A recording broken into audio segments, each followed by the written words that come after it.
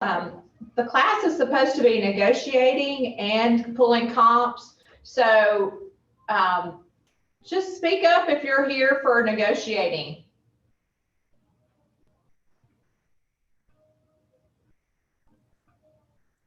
Okay, I don't hear you. Miranda, Yes. I'm Okay. here for both. I'm Okay. here for.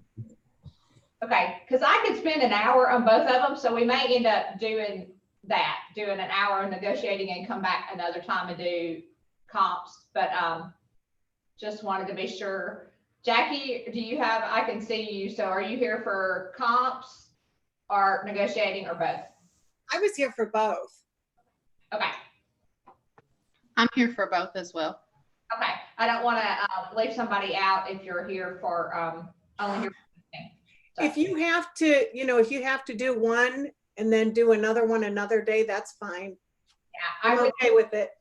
I would stay late, but I actually have a walkthrough at 12:30, so. You should be all good. Okay. Do anything, they can see your screen. Great. Okay.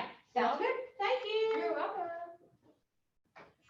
So I really, really, really like doing negotiating. So that's kind of like my thing. And I have done, let me give you a little bit of background so that you know where I'm coming from. I have worked in this office for about 13 years. I was the assistant for Holly McDonald for like 9 to 10 years. So I did a lot of pulling comps for her. So that's probably why I feel a little more comfortable with that than your average agent at 3 years or whatever. I've been doing this about 3.5 years. So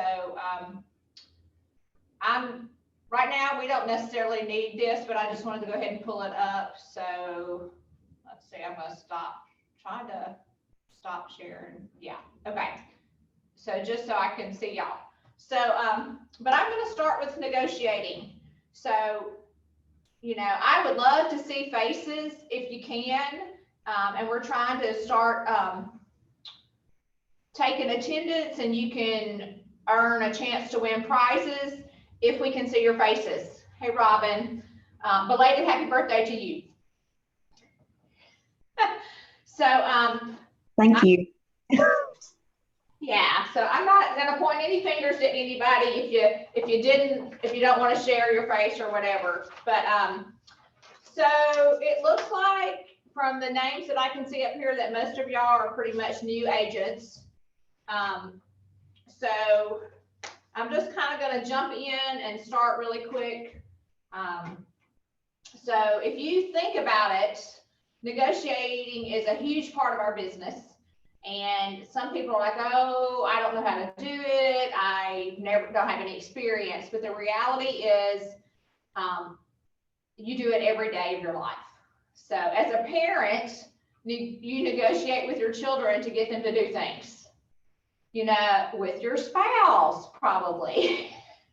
And as a child, if you're not married, don't have kids yet, you probably grew up in a household where you had to do some negotiating to get your parents to help you buy a car or let you go somewhere. So we've all done negotiating. So, so first of all, you all have experience, even if you haven't thought about it that way. So, so some of this is going to make sense to you, as it's just putting it into words. So as a real estate agent, when do you think would be the very first time you'll probably do some negotiating? Group interaction, please. When you're talking to a potential seller about the price and your rates. Yes, exactly. Commission is probably one of the biggest first ones, and price, what they're going to list their price at, their home at. Anybody have any other comments? Okay, so that's very much, that's your first thing. And so you want to stand strong. I mean, if you start caving right off the bat, like on your commission rate, immediately you've lost your bargaining power with them because they already know you're going to cave really quick. I mean, I'm not saying don't do it, but stand strong on it. And here's my suggestion to you, that anytime they ask you to do that, first negotiate, try not to, but then go, I really have to run that by my broker. So we can blame it all on the broker. So, so don't hesitate to use that. So have y'all done Ignite? Nobody in here's taken Ignite? No. So, you know, again, in our business as a real estate agent, you're going to either negotiate with your seller, you may negotiate with the buyer, or you may negotiate on behalf of the buyer with another agent. So you're always negotiating. It just depends on, you're negotiating maybe with your buyer to convince them why they need to make a good offer. Why lowballing in our current market does not work. So it's constantly negotiating that, what you want, why it's going to work for you. So I encourage y'all. This is when I used to teach in Ignite, and the negotiation is the section that I taught. If you get a chance, take it. The book kind of outlines this. So what do you think are some top things when you're negotiating or dealing with your sellers, your buyers, and the other agents? What's probably the number one thing you need to do? I'm going to tell you to be professional. Mina, were you going to say something? Well, I was going to say always listen and remain calm. Yes, that is very much. You need to be listening more than you're talking. You need to be professional, be nice and polite. I know, trust me, I know our emotions take over sometimes. I get very invested in my buyers and my sellers situation. And so I want it for them, and I want to work on their behalf. And I can't tell you how many times I've typed out a text message and then I've gone backspace, and deleted it, because I'm like, that is not really the way it needs to come across. So please think twice before you do a knee-jerk response to somebody, because it is extremely important. Those words will come back to haunt you one day if you aren't, if you are kind of ugly or snippy or condescending. So please, just be professional. The other thing, some of these are just, remember, we talk about this all the time at Keller Williams. It's culture. It's a win-win situation for everybody. So the goal is for your client to get under contract, but it's also for the other agent's client to get under contract. And we want everybody to feel like it's a winning situation. And I had this conversation with a buyer right after Christmas, and she seemed to be unreasonable about what she was asking. And I said, the goal is for you to feel like you got a deal, and it's for the seller to feel like you got a deal, for nobody to feel like they got taken. So that's really what you're working toward, is for everybody to feel happy about the deal. We want to close it. So we want a contract.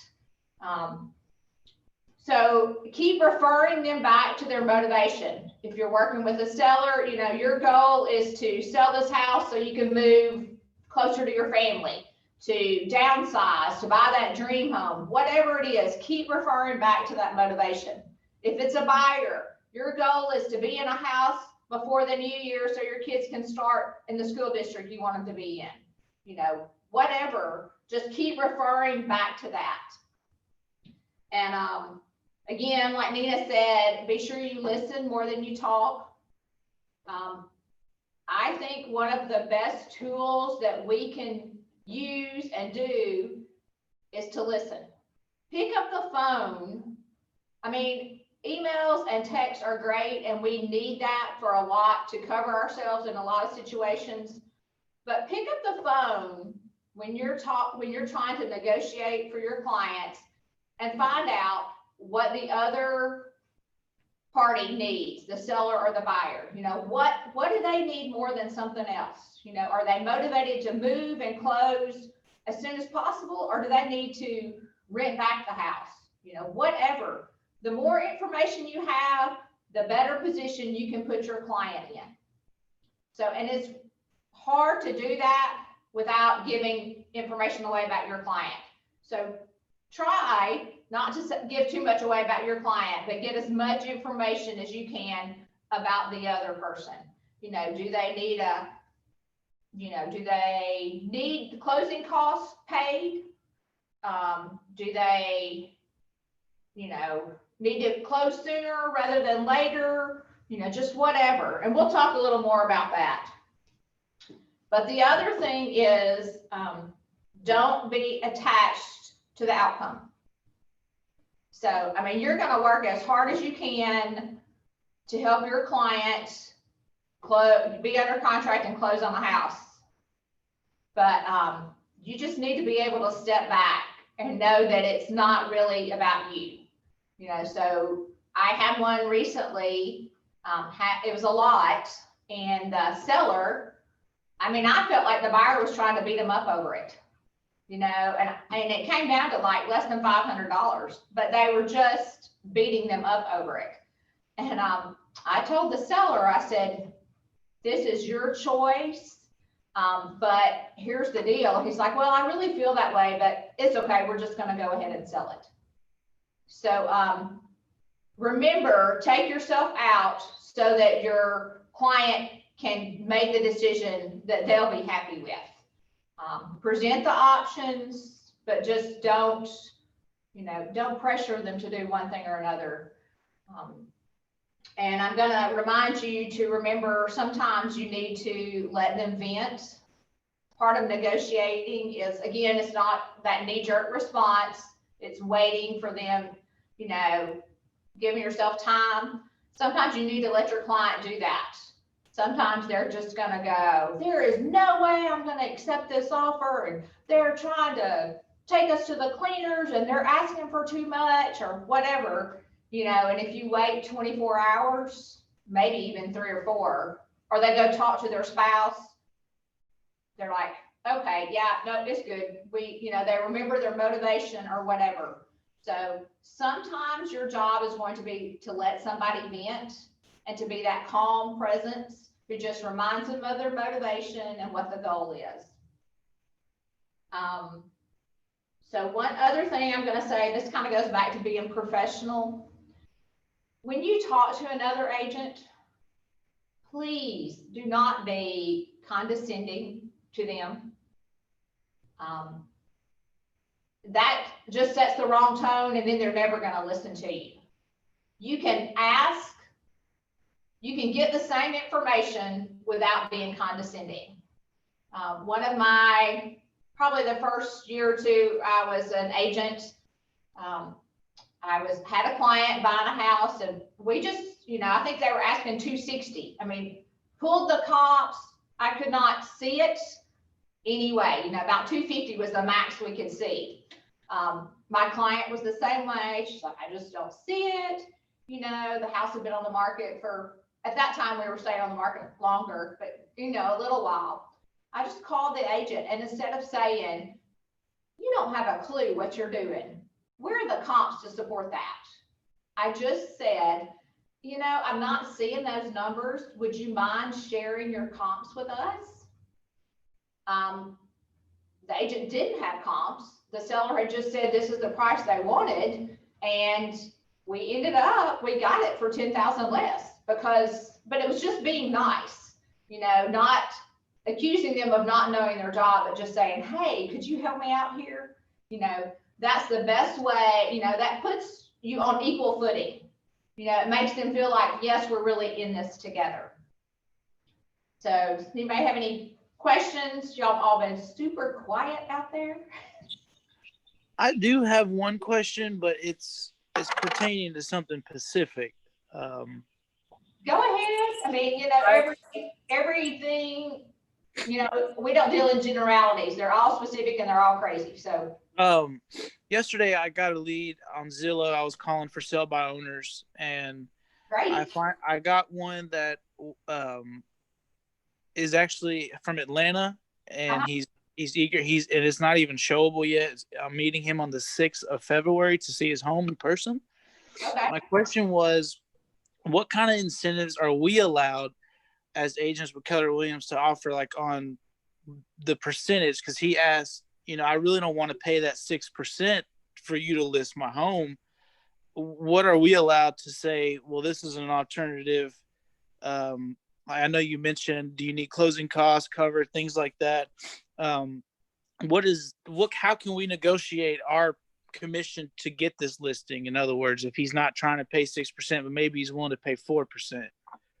I think it's going to be an education process. So in general, I would say you might discount your commission about 0.5%, but you really, were you on team meeting yesterday, Josh? Yes, ma'am, I was.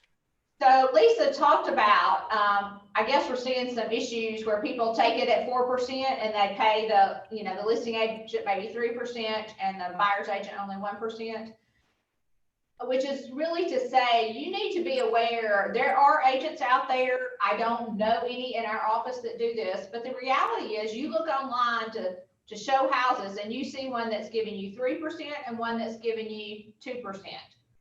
Which one are you going to work harder to close a deal on? The one giving me the 3%. Yeah. So you don't want to, if you're cutting it down to say 4%, they're probably at best, you're either cutting yourself or you're working for free. Yeah. Or you're cutting the buyer's agent, and it really does show up, 2.5, okay. Well, But in my situation, that's what I was going to ask you. My next question is, I was willing to take a loss because I'm a new agent. I was willing to take a loss and not receive a commit, or take as much as less as possible, let the broker take it and the buyer's agent, just to get the experience. It would be my first listing. I haven't even been active 60 days. So that's what my question was, because this is my first time coming up with for sale by owners that are stubborn. They don't obviously want to hire me or at the 6%. They don't want to deal with the realtor, period. So you had a comment? I have a comment. Okay. I think, Joshua, you also need to consider that you're putting money in when you're listing a home. So you have to explain to them that, I'm going to be marketing your home and paying for all the marketing. I'm going to be paying a professional photographer to come in. So every time you take your percentage down even a little bit, you could be losing money on the deal. So, and what is your time worth? It's a lot of work to sell a house. It's not just you put it on the market and you're done. So what is your time worth too? But just the fact that you have to shell out money in advance before it's even sold. And if it doesn't sell, you're out that money. Exactly. And explain that to them. If they know that you have an invested interest in it, they may be more apt to say, oh, okay, I understand where that money goes. So Josh, that kind of comes down to, like I said, educating them to, there are scripts out there, a lot of them that talk about, do you want this level of service from me, or do you want this level? If you want me to only take 3%, if you want me to take 3%, this is the level of service you get. If you're only giving me 1%, you wouldn't ask a doctor to work on you for free. We are professionals. Same thing. So it's going to be an education process. The other thing I will speak to is you really need to talk to Lisa or the broker about that, because there are fees that you will have to pay regardless of whether or not you take a commission. Yes, I understand that. So, and you don't want to give, to work in the negative for sure. And again, it comes back to, if you just automatically give over your commission, that shows you're not really strong in your negotiating skills. So you know, and some of it's gonna be explaining. In our market, you know, our typical commission is, I mean, there's no set, but in general, if you look, it's about 6%. So 3. So, that's, you know, I would say, look at some scripts, practice some scripts. I've been in the very same situation, up front about doing that, and I did negotiate. I gave up a 0.5%. But just, I don't know what price range you're looking in, but people like that are probably going to be your needy people that you're going to spend a lot of time with anyway. So, Yeah, I appreciate all that advice. Thank you. That's good stuff. so, okay, anybody have any other questions? Okay, let's see. Okay, so common areas that we're gonna negotiate on. What are the common areas that you might see somebody negotiating? Let's say we're past the commission, we're going towards a contract. And let me go back for that. In our process, once you have a listing, there are 2 places that negotiations occur, generally. And that is the contract itself to agree on terms, price, etc. And then again, when we get to request for repairs. So a lot of times we don't think about it, but that's back to a negotiating process as well. So those are 2 points. Usually we figure if we can get through the first one, the second one will be a piece of cake. Not always true. So in that first one, to get it under contract, what are some common things that we see that we have to negotiate about? The price, and then things that might stay with the home. Yes, okay. And you have to be careful about the items that are staying with the home as in where you write those up. If they are going to be on the contract or in a separate addendum, we usually say they need to be on a separate addendum. I will make this comment. I had that buyer in December. It was very strange. She had her sister on the phone when we looked at the house the day before Thanksgiving, and the sister's like telling her all this stuff. The sister doesn't even live here. So one of the things the sister convinced her to do was to put on the contract that the oven had to be clean. Yeah, I'm like, really? How hard is that to clean your oven? So, so that was on the contract. Okay, no big deal. The seller's like, fine, I'll clean the oven, you know. Because it was written on the contract itself, the appraisal, they had to go back out and verify that it had been done. Yeah, so that was crazy. We had to, and she had put 2 items, that, and there was a stack of wood in the backyard that she wanted removed.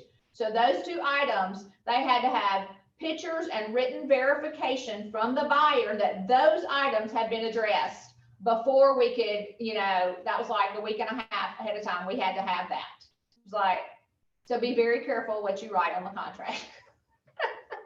And again, that was an education process. You know, I tried to tell her no big deal, but she wanted it on there, and I'm like, okay, no big deal. But it became more of a big deal than we thought. So price is a big thing. What remains in the house? What are some other things that you might negotiate about? Closing costs, I'm sorry, what, Robin? closing the cost. Right, who pays the closing cost? So, and that's a super big deal right now. In certain price ranges, people just really don't have the money for that closing cost and they need it. So they're gonna bump, maybe typically if they ask for closing costs now, they bump up their offer price. Then you have the issue of, will the house appraise? So, because it's usually in those lower price ranges, below 200, they're asking for the closing cost. If they don't have money for closing costs, they're not going to have money to pay the difference between what the house appraises for and what the loan is, you know, or the sales price. So, so that is a big deal, and it really factors in. So, so closing costs. What else? Repairs. Repairs, but typically that's going to be a little bit later. We're going to, you know, Normally, we don't ask for things to be fixed until we've all agreed on the terms up front, you know. So, some other things are the closing date. As I said before, sometimes people want out immediately. Sometimes, they don't. They're like, oh, well, we're building a house that won't be finished for 2 months. Is there a way we could stay in the house? So maybe moving the closing date or allowing, or the possession date to be different. You know, maybe somebody wants to rent it back, or maybe the purchaser wants to take possession early. So those are all things that could be negotiated. In general, we do not recommend that the sellers allow the purchasers to take possession early. So I'm just gonna say that up front, and we'll go with that. Another thing that's negotiated is earnest money. So how much earnest money? You know, earnest money demonstrates how committed they are to purchasing a home, right? So the more they put down, the more they're invested in it. Nina? Are you saying that you as a realtor negotiate with your buyer the earnest money or with the seller? Because the earnest money, doesn't that, I mean, that already has to be in the offer. It does, but this is part of those things that what you put on your offer can make a difference. So you as the realtor would negotiate that and discuss that with your buyer. probably. Okay. However, I've seen it sometimes where the seller comes back and goes, we want more earnest money on the house. You know, you're going to put down 1,000. We think, you know, on an expensive house, maybe 3,000 is more real, you know, Gotcha. or, you know, they're putting in 500. We think you need to be putting in at least 1,000 to really prove you're invested in this. So Gotcha. it could be that you as an agent with the buyer, but it could be the seller asking it from the buyer.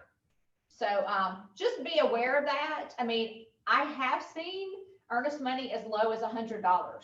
So yeah, kind of strange, but so that's out there. And just some people, you know, $1,000 is kind of my standard. If you put 1,000, you're usually pretty good. But you know, if you're talking about a $500,000 house, you know, and money is not that big a deal, you're looking for every edge you can out there. So the more you can put down as earnest money, that's going, we really want this house. We are really serious about it. So, so that's all things that are going to be a big deal. So one other thing is thinking about, be sure that your buyers have pre-approval letters. And some of that, this is kind of a warning to you to be aware of. And that is one of the first houses that I sold. I was a listing agent, and multiple offers. It ended up going over list price. And so we had different financing. So the financing is important. You know, you probably all realize the best case scenario is what? What kind of purchase is the best? Top. All cash. Cash. Yeah. Cash is always king. What's next after cash? Conventional. Conventional. And then what? VA. Usually FHA and then VA, but those are kind of about the same because they require some extra, they're a little more stringent when they do their appraisal and everything. So that's kind of a big deal. So I had the very first house I sold, again, I think we had 15 offers. This was 3 years ago when we weren't seeing multiple offers like this. They accepted one. It was cash. The day before closing, it was an investor purchasing it. They're like, oh, we're going to finance it. Guess what? It didn't close on time. You cannot tell me they didn't know. They're big investors out of California. They're spending $90,000 on a house. They knew. So sometimes be aware that people try to slide things in. Don't see that one as much. Like I said, the second house, same thing. We get all the way down through it. And then they're like, oh, y'all need to sign this FHA disclosure. And I'm like, what? It's not an FHA. It's a conventional loan. You know, so I did some calling and they're like, the lender's like, oh, this was always FHA.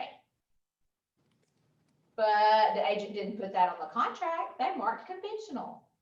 Did they know what they were doing? Oh yeah, they knew exactly what they were doing because the conventional is a better, you know, we're gonna look at that. That's a better offer than an FHA.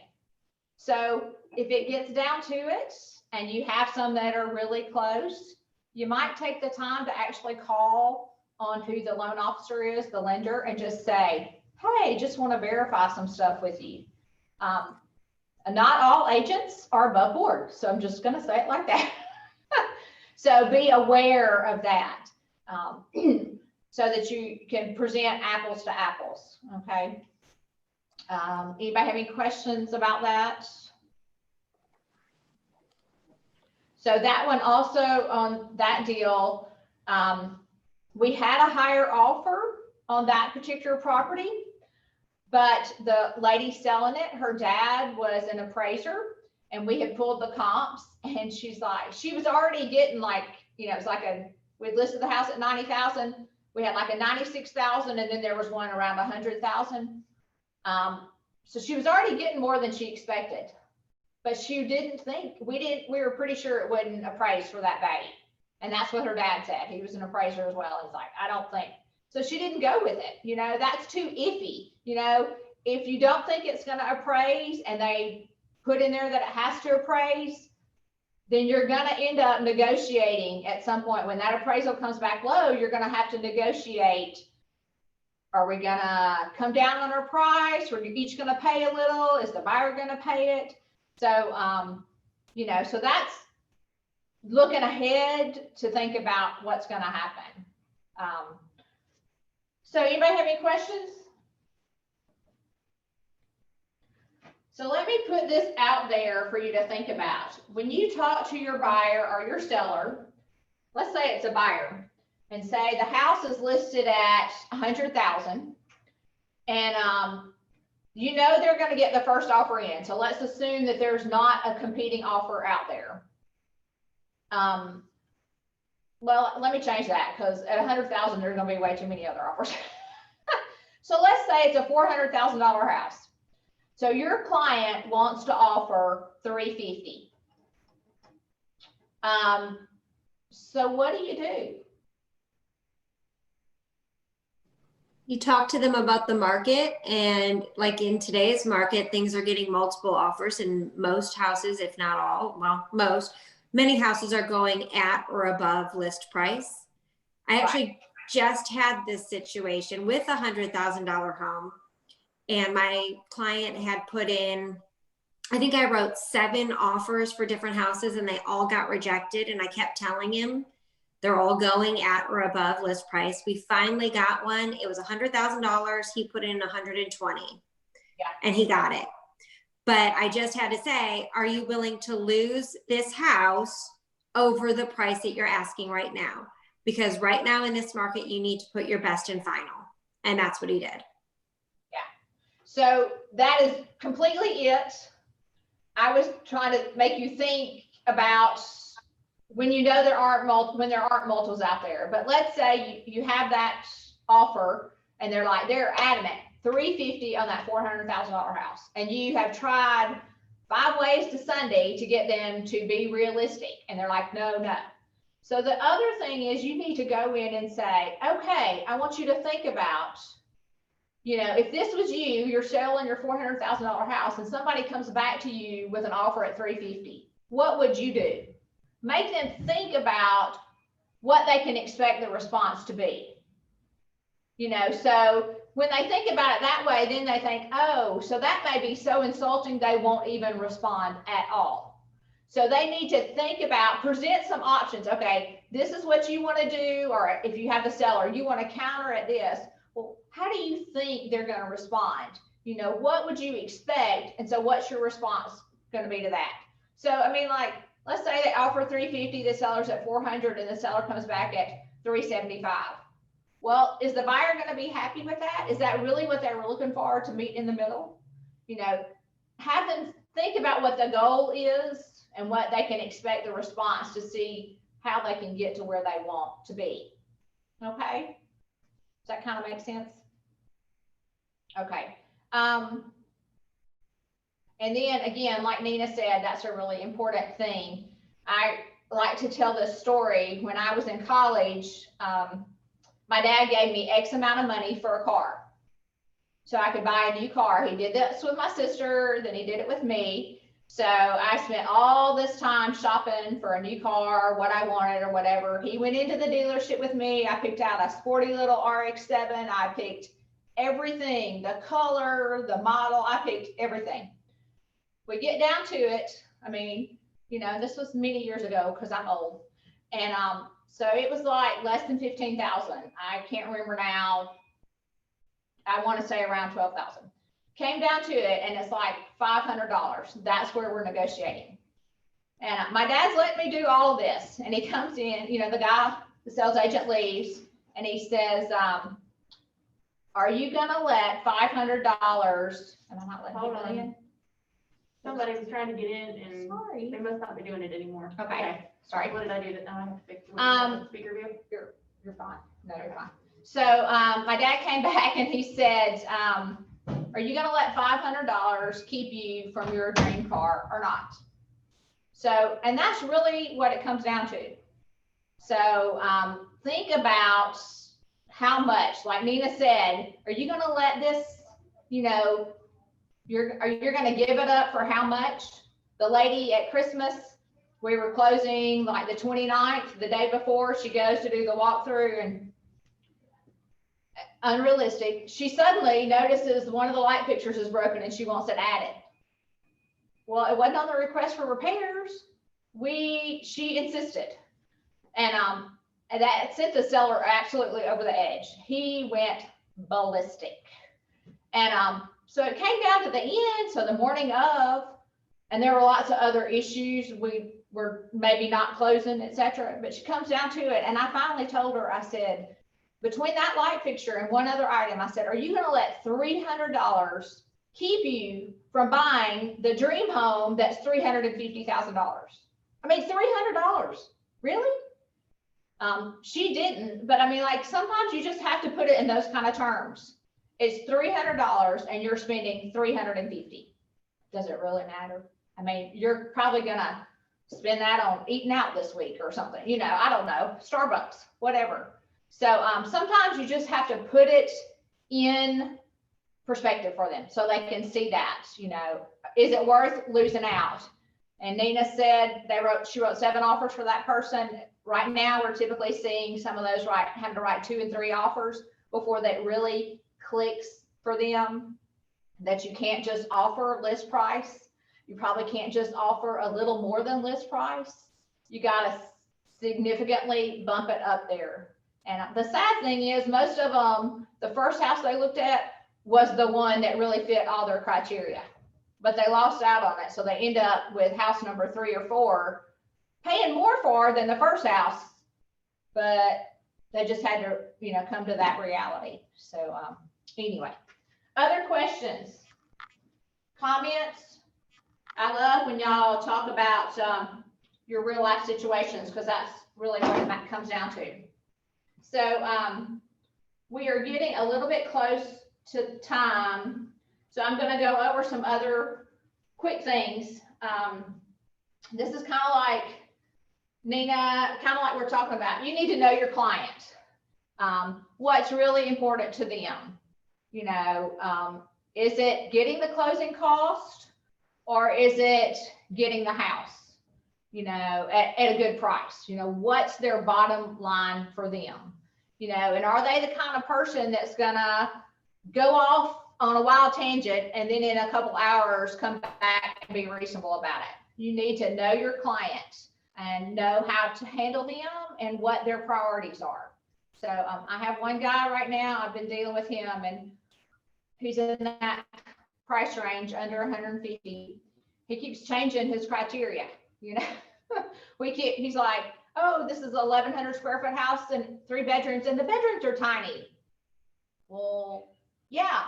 So now I'm hearing that bedroom size is important to you. Well, then we need to bump up the size of the houses. So, you know, it's knowing your client what's important. For the seller, same thing. Is it getting out of this house fast or getting that price? Are they willing to sit on the house, stay in the house, or whatever? So know your client to know what that end goal is.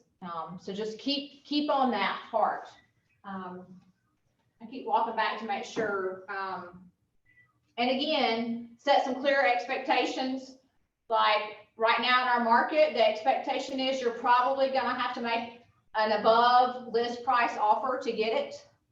And you need to come in with your highest and best. You don't need to think you're gonna negotiate on price, because there are gonna be other offers out there. So you just need to put your best foot forward from the get-go.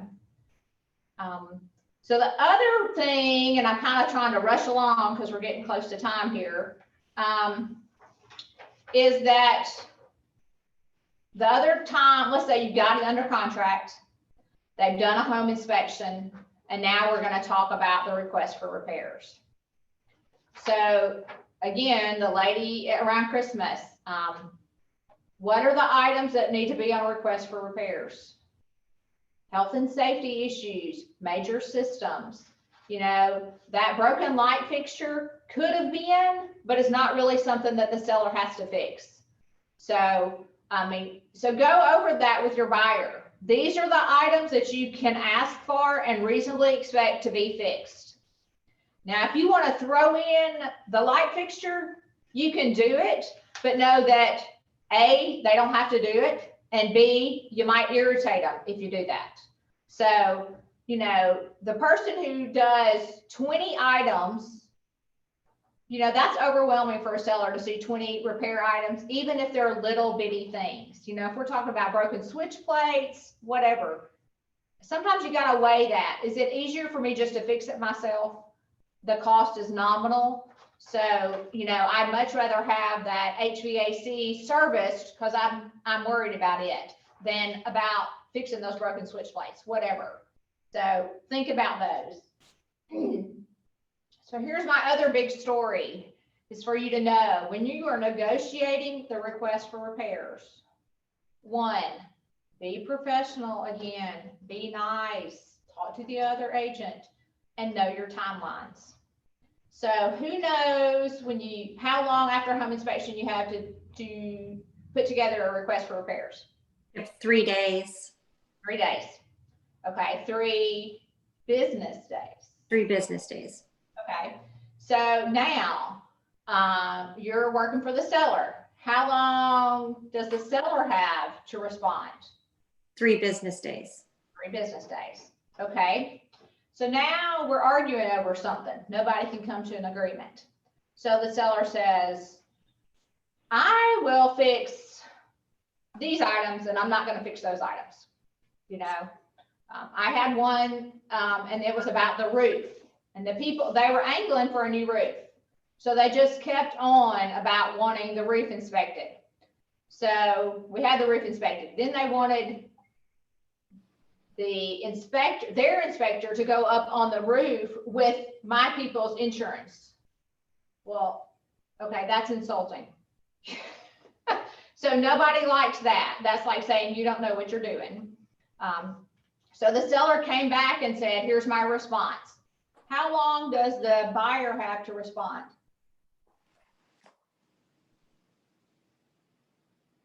I don't know.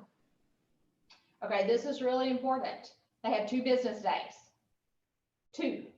If they do not respond, if either one of these parties along the way doesn't respond, that means they've agreed to it. So had this happened with a guy, they were pushing for the new roof, et cetera, et cetera. So, I mean, he's like calling me. They want to go out on the roof with the insurance company. I'm like, I don't think so. So our deadline was like midnight on Friday. Saturday, he's calling me, talking to me about this. And I'm like, he didn't know his deadlines. He didn't know. And so they came back with something and I said, I'm sorry, but you missed your deadline. And so because it's over 48 hours, your clients have by default agreed to this. Then he went and talked to his broker and realized, hey, he didn't have a leg to stand on. So know your deadlines. On the other hand, It almost came back to bite me big time, because about 2 months later, I was showing houses, and one of his houses was in the top 3 for my clients. And I thought, oh, this is not going to be pretty. So, know your deadlines, but also maybe, pick up the phone and call the other agent, say, hey, we're approaching, y'all have until midnight tonight. Any idea when we're going to get a response? Are they going to respond? So being professional. Looking back, I don't know if I would have done that to him because he was being such a jerk, but I probably should have. But, so know your timelines so that you can, the goal is to get to closing. And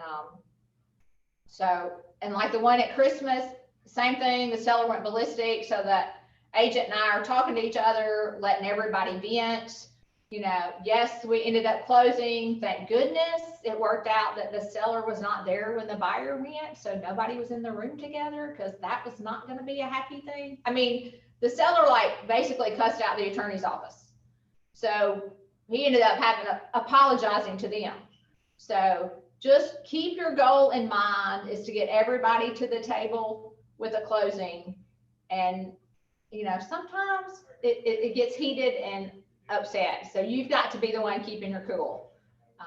Don't be the one who ends up having to apologize.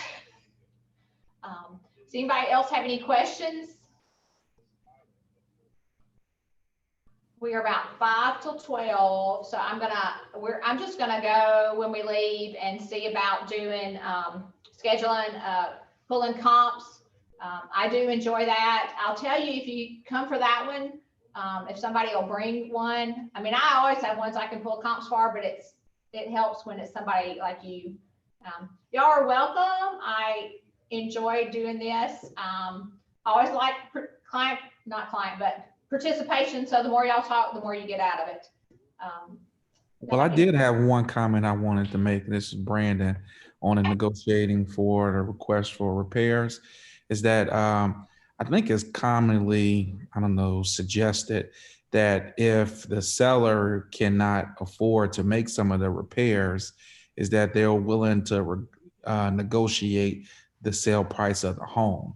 And, I don't necessarily recommend that. And I've closed deals where I was able to negotiate for the buyer side to say, well, the seller is going to issue a cashier's check from their proceeds at closing for the repairs. Like, for example, it was a window repair. So I negotiated that the seller would take on half of that expense, and a cashier's check to Window World or whatever your local, window dealership is, to them directly, rather than taking that money out of the price of the sale, because that impacts your commission as well as it impacts, the actual appraisal value, or whether it's going to meet appraisal. Like, there's so many other things that it impacts if, it's really just an issue of negotiating the cost for the repairs. Yes, I will say this though, you have to be careful, depending on the type loan and the bank, whether or not that will fly.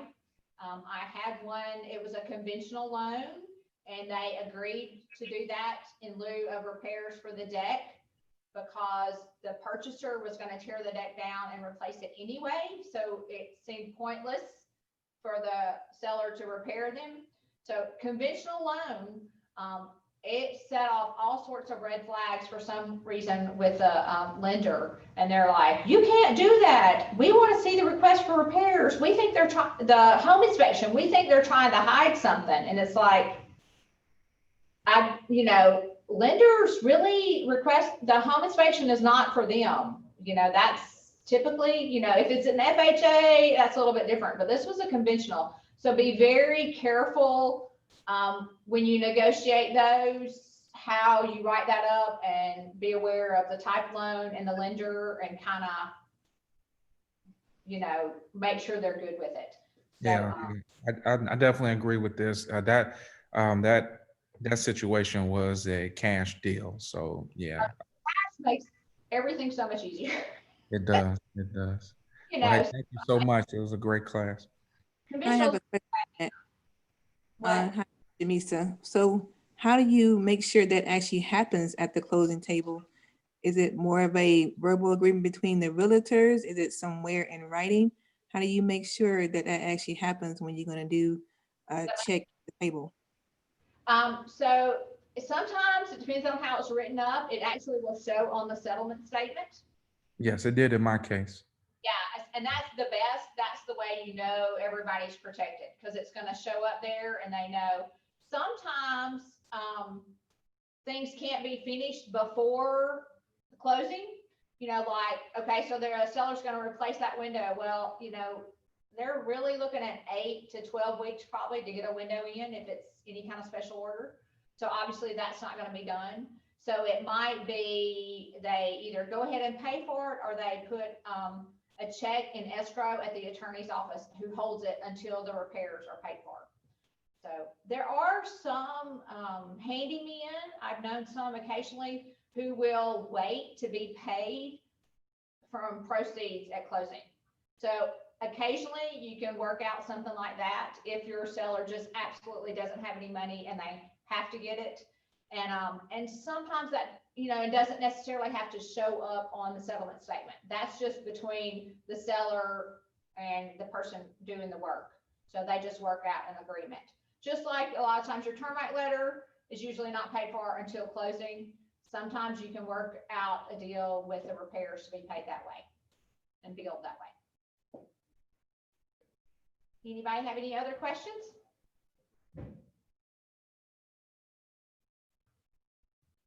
Okay, I guess that's it. Thank y'all for being here, and I will see you again soon to pull some comps, okay? All right, thank you. Thank you. Bye. Thanks.